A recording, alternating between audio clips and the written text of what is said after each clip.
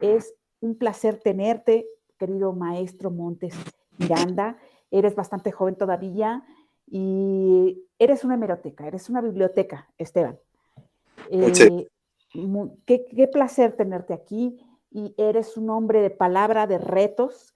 Nos habías contado de la obra de Fernando Martínez Monroy, tenía poco que se había muerto y ya estrenaste Zoológico. Y nos hablaste en esa entrevista bastante amena, porque te gusta compartir. Hay gente que sabe mucho y no le gusta compartir el conocimiento. Y tú sí, Esteban, eres toda una biblioteca o hemeroteca también y te gusta mucho compartir el conocimiento. Nos habías hablado de unos textos de la maestra Luisa Josefina Hernández y acaba de morir.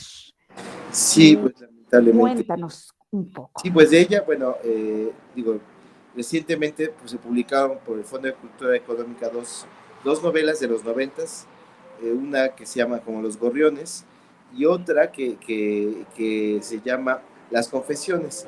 De esta tengo un anuncio que hacer.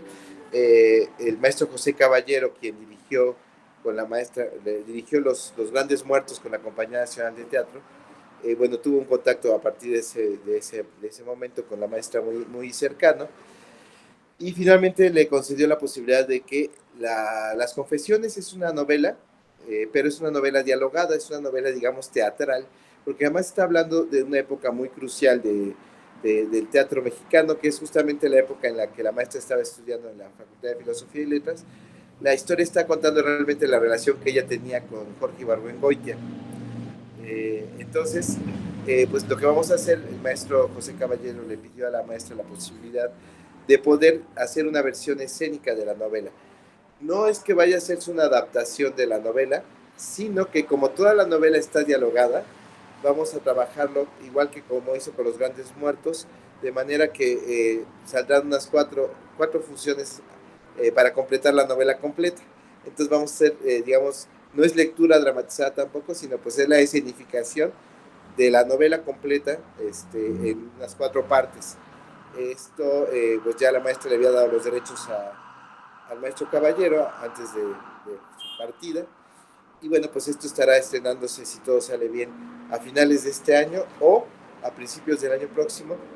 Y con eso, pues nosotros aquí en Apeiro, bueno, nos invitó el maestro Caballero a participar en este proyecto.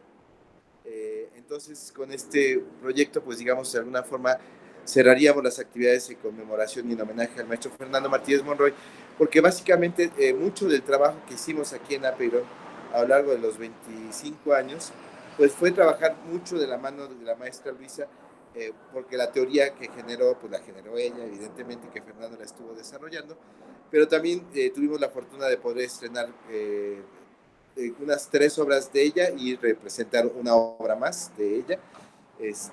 Entonces, pues, realmente ha sido parte de nuestra carrera como compañía y toda la labor que Fernando hizo, pues básicamente fue en muchos sentidos dar a conocer, ¿no?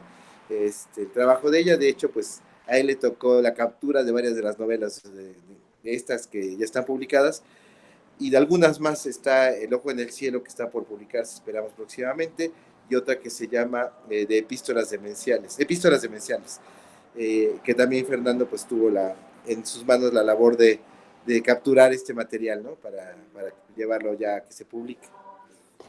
Y Esteban Montes, ya te tendremos en el programa para que nos cuentes el estreno del maestro José Caballero, ¿no? Sí. Su visión ya es otra cuestión, ya su dirección, ¿no? Pero del texto que no había salido de la maestra Luisa Josefina Hernández. Tú ya nos habías mencionado de esta última obra que había escrito y dirigido el maestro Fernando Martínez Monroy, Zoológico. Sí. Ahora sí, cuéntanos cómo te fue en el estreno y esta obra que es un tanto compleja, ¿no? Lleva Sí. mucha información. ¿Tú cómo la podrías describir, Zoológico? Bueno, Está inspirada como en Tennessee Williams, ¿no? es, Pero es, es como su manera de ver el teatro del maestro Martínez Monroy. sí, para hacer un poquito de historia, pues resulta que cuando empezamos nosotros no empezamos como pensando que íbamos a ser una compañía de teatro, empezamos en un seminario. Fernando llegó a medio semestre en nuestra generación en la facultad y pues no pudo dar el curso completo porque dio un semestre. Entonces lo que ocurrió fue que nos invitó a su casa a continuar con las materias, a quien quisiera ir, y fuimos 3 personas en aquel entonces. Ese día que nos vimos en casa además era la casa de la mamá del maestro Fernando, porque él acaba de llegar de España y no tenía todavía un departamento propio, nos reunimos en casa del maestro Fer y la obra con la que empezamos las actividades fue ni más ni menos que el Zoológico de Cristal de Tennessee Williams. Entonces, pues hay una cuestión muy interesante a nivel de nosotros, porque digamos que Apeiron Teatro empezó con el Zoológico de Cristal y bueno, pues el final de la vida del maestro Fernando pues tuvo que ver justamente con esta apuesta, ¿no? Con llegar a este momento de esta apuesta. Y esta apuesta lo que hizo él básicamente fue revisar hay 3 versiones de la obra en inglés. La primera fue la que primero escribió muy joven Williams, y esta versión es una versión curiosa porque está llena de acotaciones en donde dice que entran pantallas que dan indicaciones de letreros que dicen comentarios sobre la obra, que bueno, cambian mucho el tono que la obra realmente tenía. Esa versión de juventud la leyó Fernando, la revisó y sacó de algunas escenas y cosas de esa primera versión. Luego vino la versión, digamos, con la que ya se estrenó profesionalmente la obra, que era la versión como aprobada ya por Williams y ya que revisada por él. Y por último, una tercera versión, ay, perdón, que aquí hay mucho tráfico, una tercera versión que fue la que se estrenó en Londres, que también revisó Williams. Entonces, Fernando revisó estas tres versiones y lo que hizo fue como retomar mucho del material que estaba en la visión que Williams tenía en los comentarios y una serie de, revisó también las memorias, todo el material que había dejado Williams de comentarios con respecto a la obra, y Fernando lo integró en una sola versión. Esta versión realmente la trabajó Fernando de 2017 aproximadamente hasta 2018. De 2017, no, a 2019, perdón. Estuvo trabajando sobre pues, la versión. Finalmente ya la concluyó, que llamamos adaptación porque finalmente pues no es exactamente la obra publicada, ¿no? Sino es como esta versión de versiones, vamos a decirlo así, en la que él también tomó una serie de decisiones de cosas que quiso resaltar y de cosas que también decidió pues hacer un lado, ¿no? De las diferentes versiones. Entonces, bueno, digamos que es el zoológico en la versión de Fernando. Ahora, no hay adaptación en términos de época, ni de lugar, ni de personajes, en el sentido de que no está modificando, sino más bien en términos de aclarar la acción, ¿no? A Fernando le importaba muchísimo el asunto de trabajar sobre la acción dramática y de tratar de encontrar aquello que potenciara mucho esta cuestión. Digamos que en términos actuales y contemporáneos, lo que Fernando hizo fue un trabajo de dramaturgista, eh, retomando mucho de las cosas, de las intenciones que él notaba en el texto y potenciándolas y quitando cualquier elemento que de alguna forma estorbara, voy a decirlo de una manera, ¿no? O sea, o que acotara un poco esta intención que finalmente estaba muy claramente planteada en la estructura. Entonces, esta fue la labor que Fernando hizo con el texto. Y bueno, lo que queríamos en aquel entonces es que este fuera el montaje, digamos, de titulación, vamos a decirlo así, de una generación de un diplomado que estábamos dando de actuación.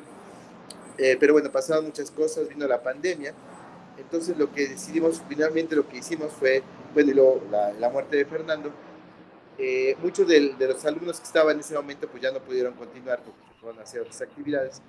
Entonces finalmente decidimos, yo decidí pues finalmente llevar la escena con los actores que tuviéramos. Entonces están Abigail Medina, que es pues una actriz que está desde el principio en la compañía.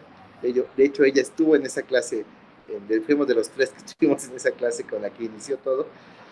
Y otro actor joven que él sí está desde hace algunos años en la compañía, que es Mario Alberto Moreno, y 2 actores invitados, que es Fernanda Delgado, que es una muy joven actriz, literalmente recién egresada de Casa Azul, pero muy talentosa, y un joven también actor recién egresado de la carrera de teatro de la UAM, Orlando Ceballos. Entonces ellos 2 se integraron y finalmente, bueno, como Rafael Rivera es parte de la compañía desde muchos años y es el músico residente que tenemos aquí en la compañía, si le decimos, compuso música original para la puesta, que eso ya había hablado también con Fernando, pero bueno, no lo había realizado porque no habíamos llegado hasta el momento de ya casi estrenar. y decidió trabajar con que fuera un violín, ¿no? En el texto se menciona que suena un violín, entonces básicamente él decidió de alguna forma continuar con la propuesta de Williams, y entonces contamos también con la presencia de una intérprete de violín que es actriz y violinista, se llama Beilin Sabet. Entonces ella es la que está también Wow. trabajando. Y bueno, pues, ¿qué puedo decir? Pues yo creo, y lo creemos fervientemente, que este montaje es, de verdad, consideramos todos aquí, que la obra maestra de Fernando, en términos de la dirección, porque en esta obra logró como fusionar toda su propuesta en términos de lo que es el realismo, en términos del tipo de actuación que se requiere para el realismo, y de la manera en que quedó pues la dirección, pues lo que tiene es que es un montaje tremendamente vivo, ¿no? La obra dura 2 horas 40 minutos, que uno puede parecer, híjole, son demasiado tiempo, pero el público se la pasa todo el tiempo reaccionando porque, bueno, evidentemente Williams tiene una maestría dramática impresionante, entonces no hay un solo momento en que realmente el público descanse. Entonces, de una a la otra escena, de manera que cuando viene el intermedio sí hay un momento como de, vamos a descansar, pero el público está muy, muy, muy, muy metido en lo que está pasando y realmente el tiempo pasa volando, ¿no? Entonces, lo que vemos es eso, hay una cuidada, muy cuidada trabajo de construcción que Fernando procuró hacer con cada uno de los actores, una muy, muy clara también noción y conciencia de lo que es el ritmo en la obra y de cómo hay una línea que va avanzando paulatinamente conforme van avanzando las escenas y sobre todo la posibilidad que está planteada por Williams evidentemente de ver, conocer a los personajes con mucha detalle y mostrar muchas de sus facetas. Entonces son personajes que muestran no solo una, sino varias caras, ¿no? Y eso es lo que se vuelve como muy, muy interesante de ver. Entonces, pues un poco esta es la propuesta que Fernando quería pues plantear, ¿no? Este trabajo sobre los personajes y sobre la actuación, ¿no? Entonces, básicamente esto consideramos en ese sentido que pues está logrado. A Fernando le interesaba muchísimo el planteamiento de lo que es el realismo en México y en el mundo, no solo en México. Hay muchísimas, muchísimas confusiones acerca de lo que es el teatro realista. Yo he oído a maestros muy importantes de aquí de México decir que casi, casi el realismo es el culpable de la desgracia del teatro en este país. Y pues eso no es no entender qué implica el realismo, ¿no? Entonces, lo que implica el realismo básicamente es esta capacidad de ver la complejidad de las personas de una manera sutil y lo diré así, elegante, ¿no? Porque no es un muestreo brutal, sino es un mundo de sutilezas, donde los personajes vamos viendo como momentos de los personajes que se llenan de detalles y de cosas eh, una cosa que este texto tiene que es poderosísima es la visión de lo que es la madre Amanda, es un personaje maravilloso, de verdad es un personaje de una complejidad muy, muy, muy grande y que resulta muy conmovedor porque Williams logra en este personaje, lo diría yo así, que es como una fusión de lo que sería la madre universal, ¿no? De manera que el público viene y se ataca de risa en muchos momentos porque tiene gestos, Amanda, que todas las madres del mundo yo creo que tienen, ¿no? Y entonces se vuelve muy conmovedor ver esos momentos de una gran ternura, de un gran amor hacia los hijos, y luego los momentos estos horribles en los que vemos esta cara oscura de ella, ¿no? Que es muy oscura y que tiene que ver básicamente con una visión pues muy equivocada de la realidad, ¿no? Donde ella está pensando que las mujeres tienen que ser cuidadas y mantenidas por los hombres y cómo le está cargando al hijo esta responsabilidad. Entonces vemos todas esas caras y eso se vuelve muy interesante de ver porque uno con ella no le queda mucho, no sé cómo decirlo, no se puede juzgar a Amanda, no se puede decir, ay, maldita, ella es la mala. Pues vemos una mujer realmente muy equivocada y que, y que pues lo que pasa es que nos duele mucho, ¿no? Duele mucho verla porque pues uno ve que sí ama a sus hijos, eh, pero está muy equivocada. La solución o las ideas que tiene son pésimas, ¿no? Es un grave error lo que está queriendo hacer y pues vemos viendo cómo eso llega a un abismo, ¿no? A un abismo sin fondo, que es hacia donde se dirige su familia. Y esto es lo que se vuelve muy poderoso del realismo, ¿no? porque pues todos conocemos eso de alguna forma, ¿no? Hay una parte en la que nuestros padres con mucho amor se equivocan de una manera radical y bueno, uno tiene que aprender pues de alguna forma a ubicarlos, ¿no? A decirle, no, esto no es así, esto no está bien, esto no puede ser así.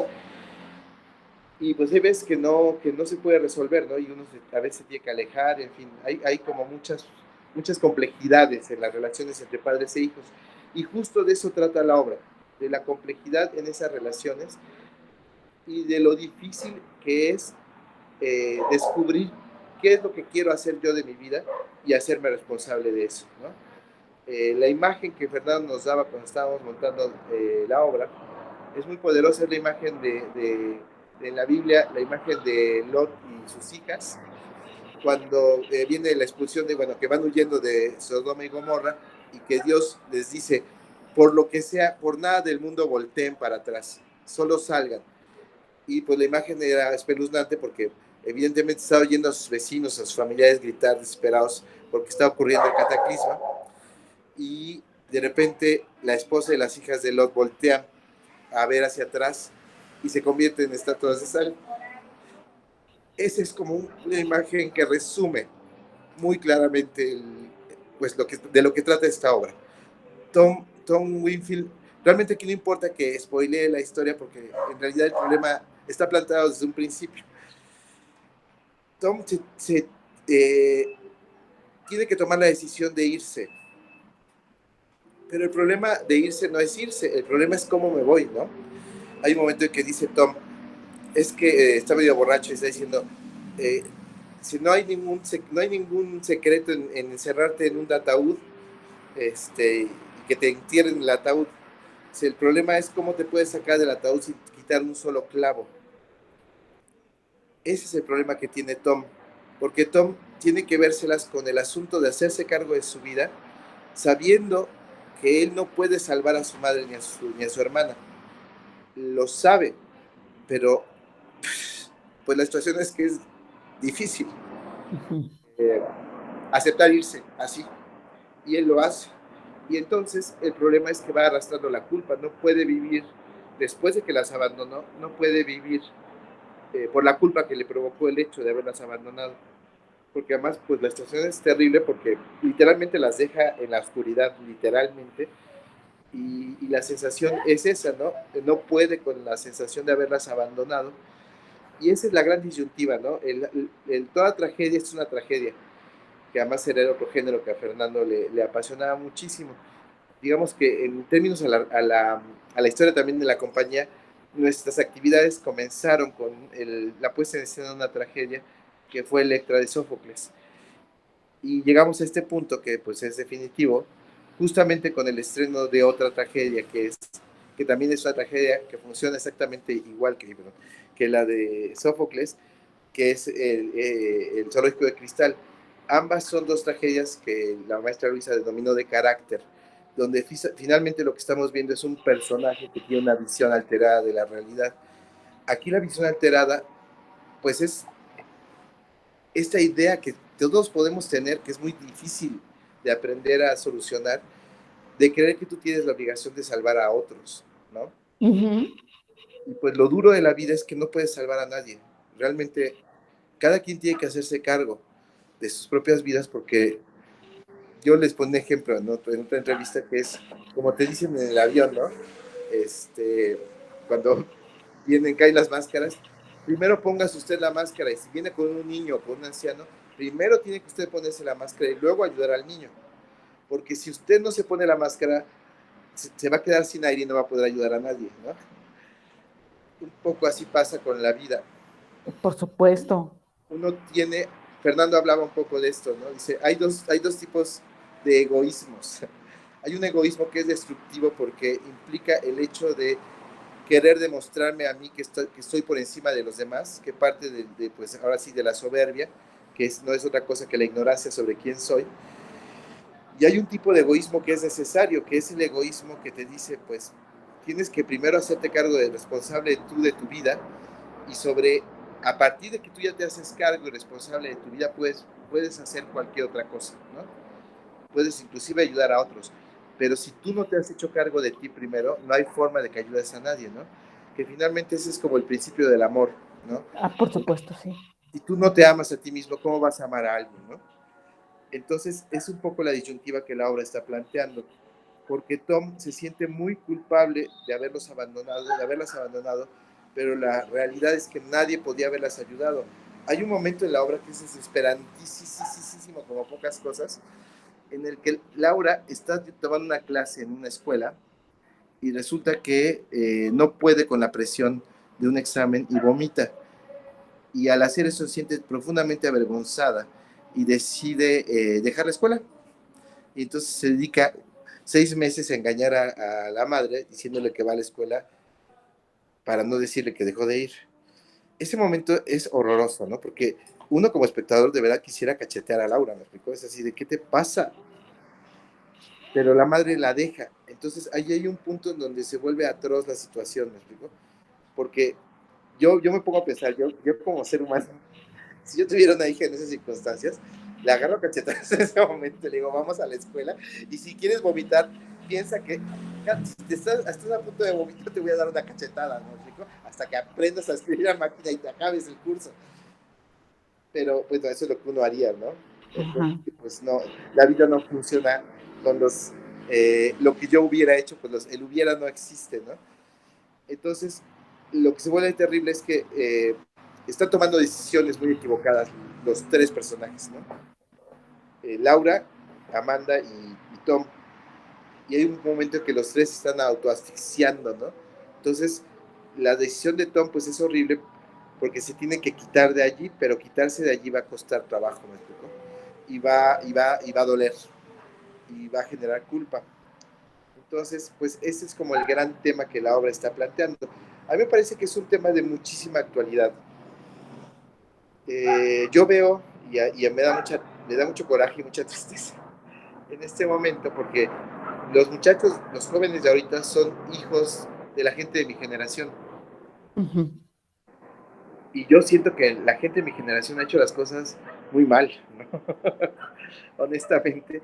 O sea, han hecho las cosas en afán de proteger a los hijos, pero lo que ha pasado es que ha habido una sobreprotección enfermiza, ¿no? Y una idea como de no te preocupes, tú haz lo que se te dé la gana. Y está bien. Y es una cuestión que no solo ocurre, digamos, en las casas, sino me parece que es una visión que ha permeado a todo el sistema educativo, ¿no? Este asunto de ya no los reprueben porque si no se trauman, me parece terrible. Es decir, una cosa es que no hay que ser violentos, pues yo estoy de acuerdo. Agarrar a cachetadas al alumno no va a servir nunca de nada, ¿verdad? Eh, pero, pero esta cuestión de hacerles creer que si no quieren no lo hagan, sí me parece atroz porque la realidad no es así. Y bueno, yo he visto, ¿no? A mí me parece aterrador porque esta visión lleva unos años ya permeándolo todo, ¿no? El no esfuerzo, ¿tú dirías que es como la cultura del no esfuerzo, Esteban? Pues yo creo que es como la cultura de no, sí, sería de no esfuerzo, pero es una cultura más grave, que es la cultura de no cuestionar nada. Quédate con lo que tienes porque estás bien y así no te van a doler las cosas. Y eso me parece criminal, a mí personalmente me parece criminal. Y yo sí he visto que eso lo comentaba Fernando también, y lo hemos visto en escuelas, ¿no? Tanto en el CUT como en la ENAD, en varias escuelas, una tendencia muy terrorífica, a mí me parece terrorífica, de ver que antes había pues uno o dos casos de alumnos que pues morían por algún accidente, ¿no? Y ahorita, en unas 3 o 4 generaciones, pues, por ejemplo, de una generación completa de una escuela en la que yo estuve, un grupo completo quedan 2 alumnos nada más de esa generación. Los demás han muerto. De otra escuela igual, muchos, o sea, no es uno, son muchos alumnos que mueren. Y estas muertes pues sí tienen que ver con esto, ¿me explicó? Porque es estarlos educando para no soportar la realidad, ¿no? Si tú le dices, tú, si no quieres no lo hagas, pues es que cuando salgan al mundo nadie les va a decir si no quieres no lo hagas, ¿no? Le van a decir, no lo hagas, pues no lo hagas, quítate y llama a otro, ¿me explicó? Pensando laboralmente, ¿no?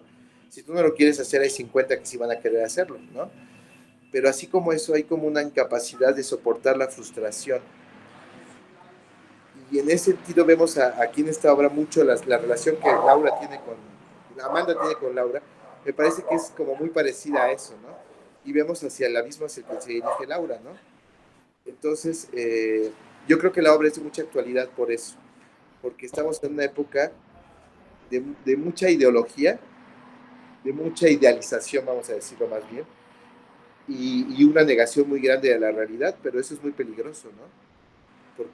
Porque nadie dice que la realidad sea maravillosa, pero es lo que es, ¿no? Es decir, y mientras más próxima, más prontamente seas capaz de aceptar lo que está pasando en lugar de esconder la cabeza y ver y jugar a que no está pasando lo que sí está pasando, pues más fácil vas a poder salir adelante en la vida, ¿no? Pero estas generaciones, yo veo un poco esta tendencia, ¿no? A engañarse, a no ver las cosas, a creer que las cosas son, y a eso donde digo que pues mi generación como padres lo hemos hecho muy mal, ¿no? Porque, y lo hemos hecho con buenas intenciones, porque yo sé y conozco a mis compañeros y amigos cercanos, que pues la idea es que no sufran, ¿no? Pero Ujú. es como lo de Maléfica, ¿no? El cuento de la... Quieren echar a Maléfica y no se puede echar al mal, ¿no? Porque el mal forma parte de la realidad. Entonces jugar a quitar o a cancelar el mal para que el niño no sufra, no le va a ayudar al niño, ¿no? Porque no va a quitar el mal de todas maneras. De todas maneras. Esteban, quiero una pausa musical y al regreso quiero que me digas esta complejidad y que tú viviste tan cerca y que tenías muy claro cómo él dirigió la obra, ¿no? ¿Qué es lo que quería plasmar en su propio texto? Todo su complejidad, su forma de ver la tragedia o el realismo, ¿no? Que dices que criticaban. ¿Tú cómo fuiste respetando o cómo has llevado todo este texto tan complejo escrito por Fernando Martínez Monroy?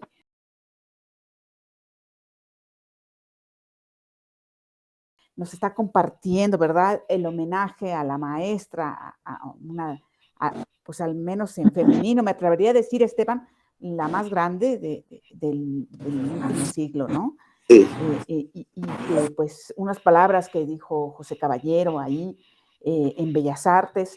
Y Esteban Montes, ¿cómo ha sido, tú conoces de pie a pie la obra de Fernando Martínez Monroy, de Luisa Josefina, este texto de Zoológico, y como a él hubiera querido, respetando así, que lo conoces tan bien dramatúrgicamente, y las obras favoritas, ¿no? Que a él le gustaban, el realismo, la tragedia, ¿cómo lo pudiste respetando, como si él dirigiera esta obra de Zoológico? ¿Cómo lo hiciste?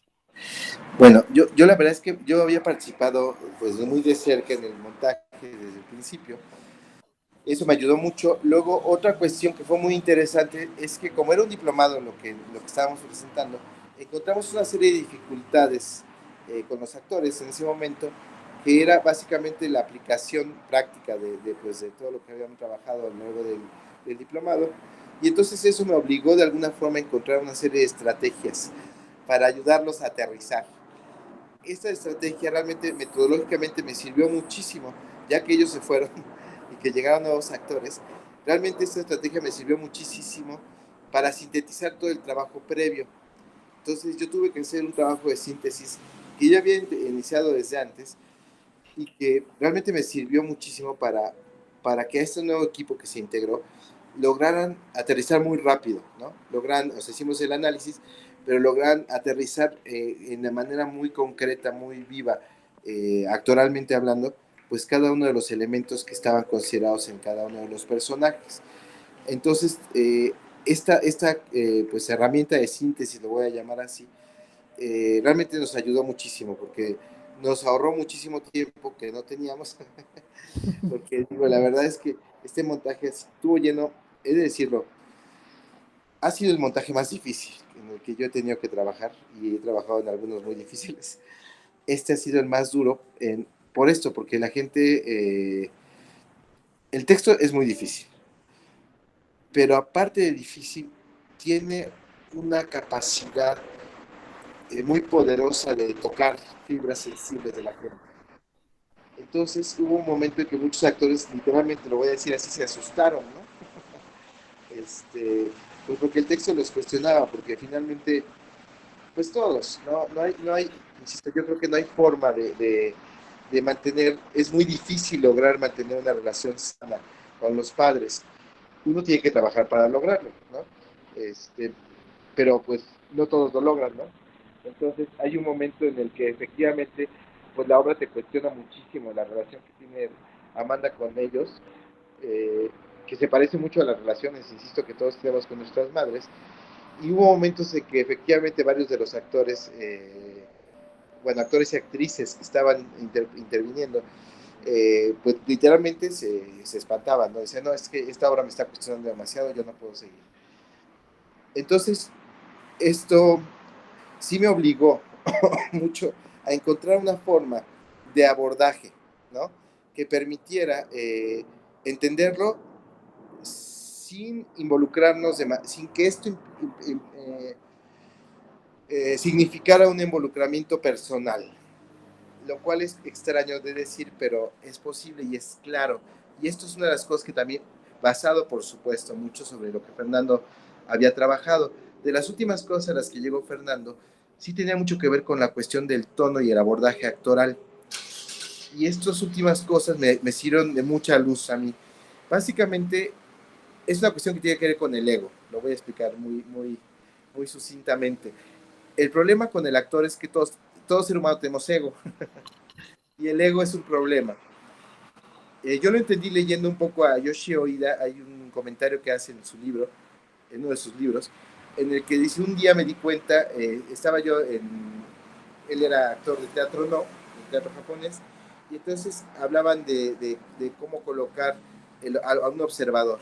Entonces un maestro le dijo, le fue a decir a su maestro, ya entendí que yo tengo que colocar al observador en el lugar del público.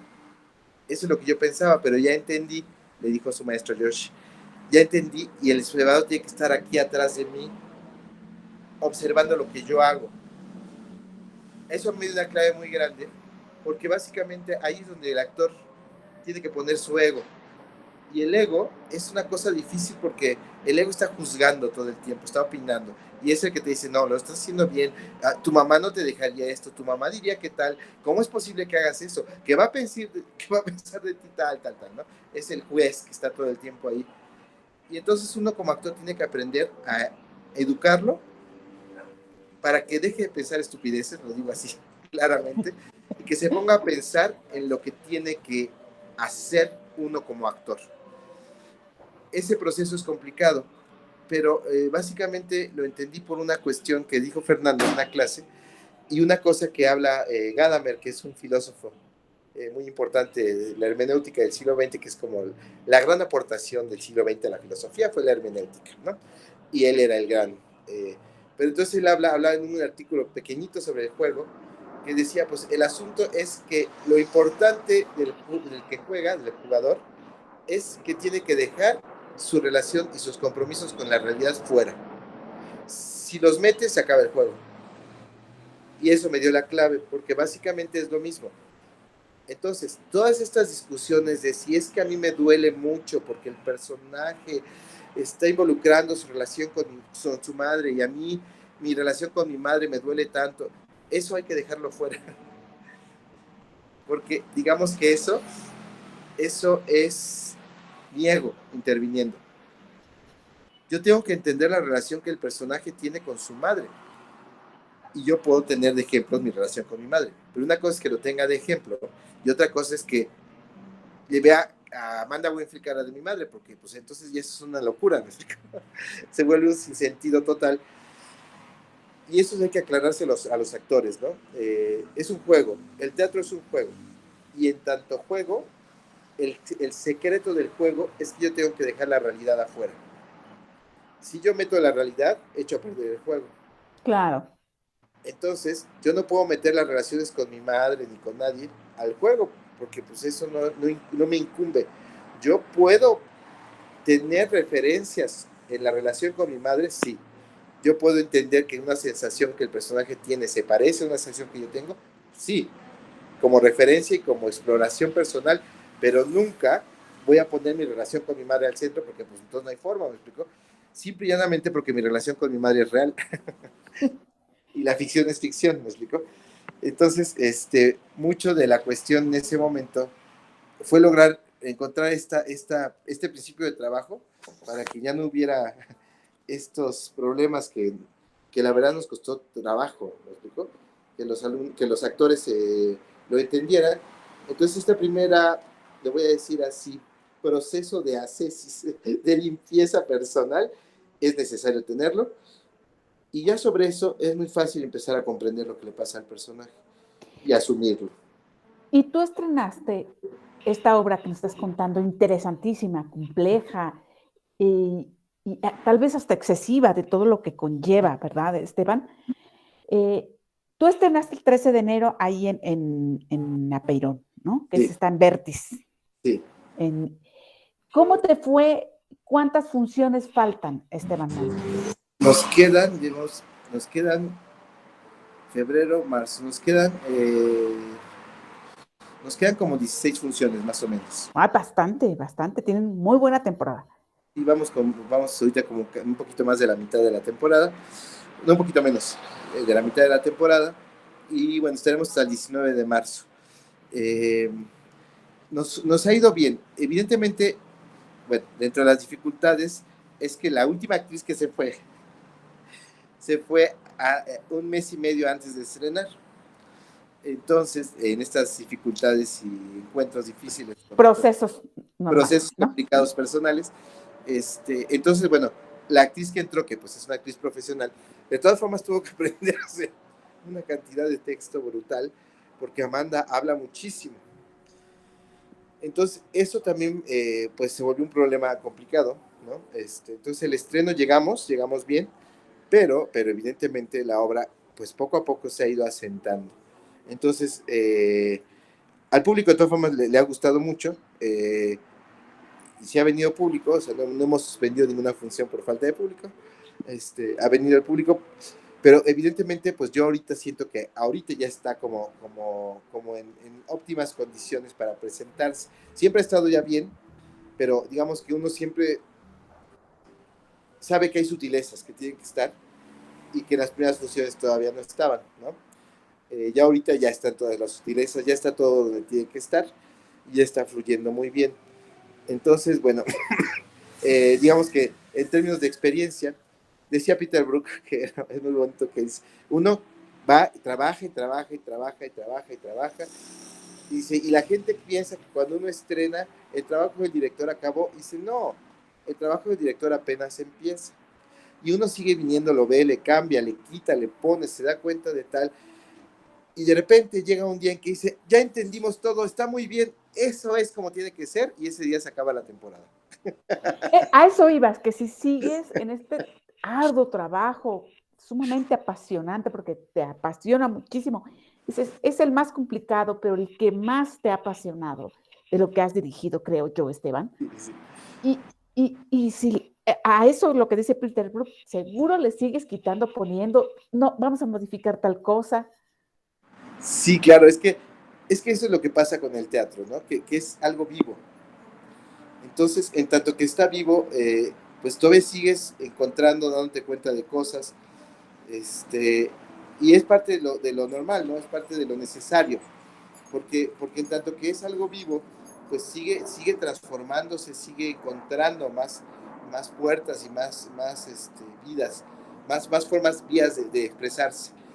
Nos pasaba mucho con el otro espectáculo que tenemos, que es Lucrecia en el regreso, que si ahorita a la vez no tiene nada que ver con lo que fue cuando la estrenamos, ¿no? Es decir, en ese caso mucho más porque es un espectáculo de cabaret y ahí se puede jugar y jugar y jugar y jugar y jugar y meter chistes y meter más cosas.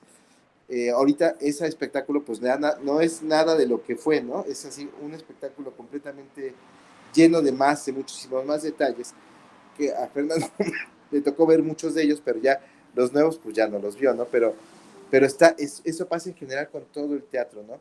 Que es algo que está vivo. Entonces, no hay nada más horrible que alguien que piensa que ya estrenamos, vámonos y a lo que sigue. Yo sé que hay directores que efectivamente llegan al estreno y nunca más vuelven a ver la obra. Digo, no los critico ni nada, simplemente para mí me parece impensable, ¿me explico? Porque al estreno apenas estás llegando más o menos como a un plazo que tú te pusiste por necesidad, pero no estás llegando al final, estás llegando al principio, ¿no?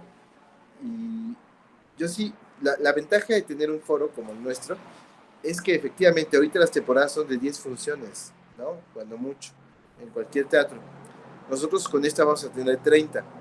Ya me parecen muy pocas, la verdad. Yo quisiera poder extender más la temporada. ¿Por qué? Porque ahí es donde está la vida de la obra, ¿me explico? Ahí es donde está desarrollándose. Entonces, mientras más tiempo puede estar expuesto al público, pues claro que va a alcanzar más sutileza, va a alcanzar más detalle, va a alcanzar más vida, ¿no? Y bueno, pues eso es lo que va pasando con el teatro, ¿no? Nos pasó también con Antes del Desayuno, que no es lo mismo las primeras funciones que ya las últimas que estuvimos presentando, en la que efectivamente pues la actriz se dio cuenta de muchísimas cosas que estaban marcadas pero que no estaban todavía asimiladas, ¿no? Entonces, pues eso es parte del proceso. Y a mí por eso, yo creo que también eso es lo que el público busca de alguna forma.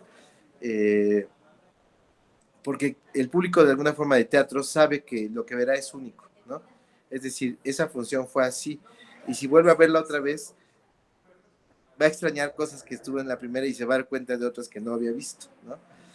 Y esto no es solo una cuestión de percepción del público, sino que efectivamente el equipo va descubriendo sobre la marcha cosas, relaciones, momentos, gestos inclusive, ¿no? Entonces, bueno, pues eso es parte del proceso, ¿no? Pues de la vida que una obra de teatro debe tener, ¿no? Una vida sana, digámoslo así, ¿no? Ajá. Hay obras que pues no, que se vuelven muy burocráticas. Y yo me pasó, y pasa con las obras más disímiles, ¿no? De repente con obras muy intelectuales, universitarias, que uno dice, híjole, qué flojera. O te pasa con el teatro más comercial, ¿no? Y al revés, ¿no?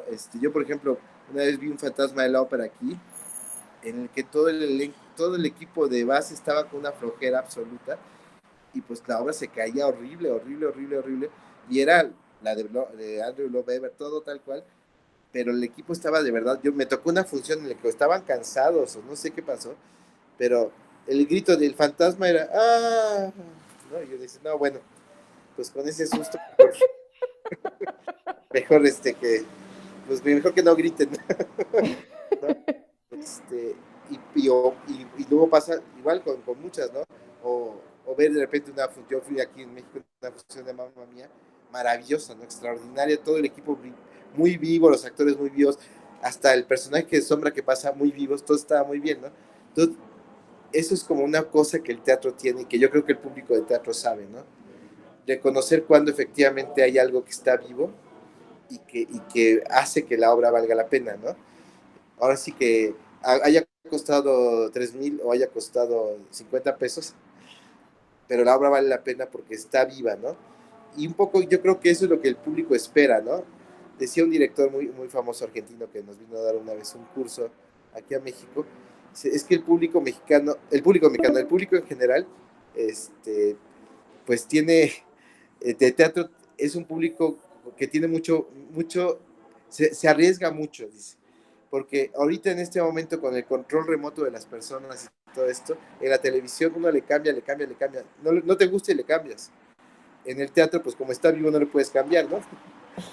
Entonces dice, el público se arriesga a salir de su casa, se arriesga a tomar un transporte de lejos para llegar a un lugar que está lejísimos para ver si funciona la obra, ¿no?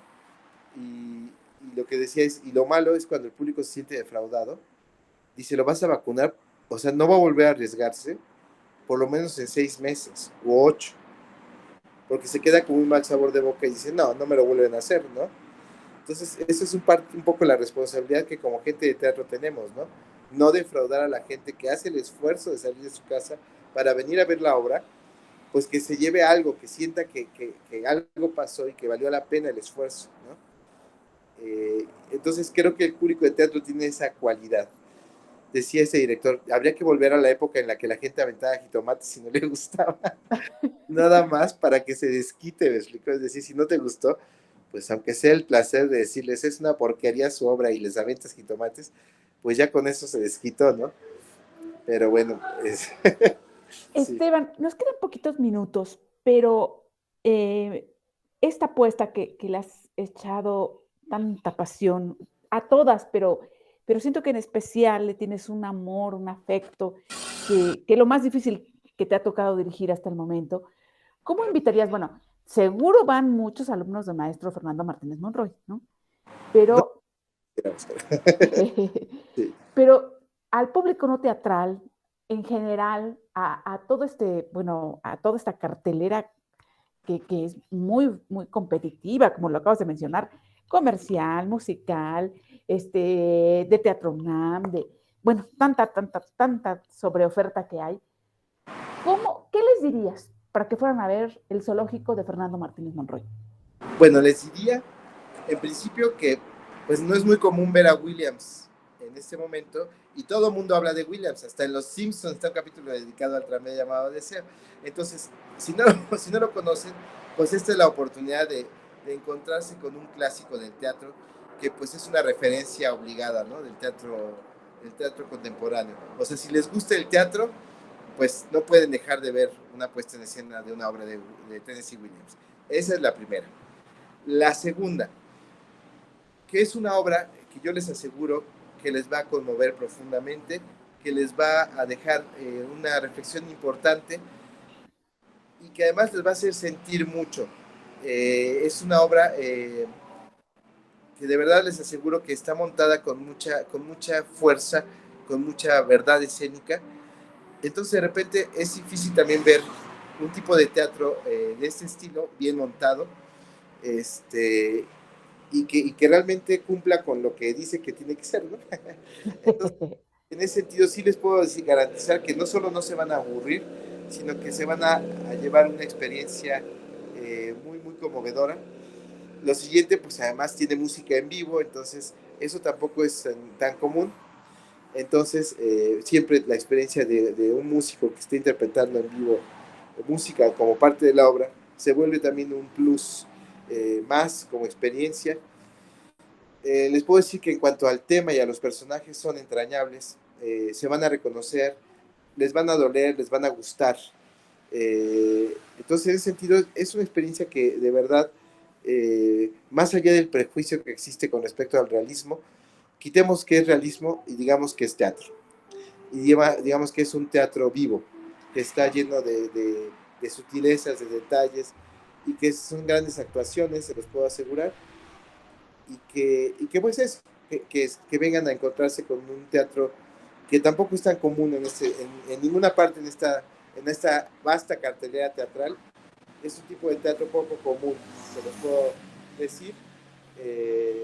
No es un teatro facilón, pero tampoco es un teatro intelectual profundo, difícil y árido, no. Es un teatro que emociona, es un teatro que compromete y es un teatro que desde luego, por supuesto, que divierte mucho, ¿no? Entonces es muy divertida la obra, la gente se ríe mucho porque la obra tiene momentos realmente hilarantes y muchos momentos sorprendentes y muchos momentos dolorosos y emocionantes. Entonces, pues, pues eso es lo que les diría, vale mucho la pena y que bueno, pues los invito a que casi los reto a que vengan a verla. Claro que sí, Esteban, antoja muchísimo. Claro que sí, y tienes muy buena temporada. Ahí estaremos, aunque sea por mucha gente, aunque sea por curiosidad, todo lo que acabas de decir. Y como siempre, Esteban Montes, agradezco tu tiempo, todo este conocimiento, todo lo que nos estás compartiendo hoy de Luisa Josefina, del mismo Tennessee Williams, de Fernando Martínez Monroy, de otros también autores que mencionaste, que es como una pequeña cátedra. Yo lo valoro mucho, la disfruté enormemente, aprendí mucho el día de hoy contigo.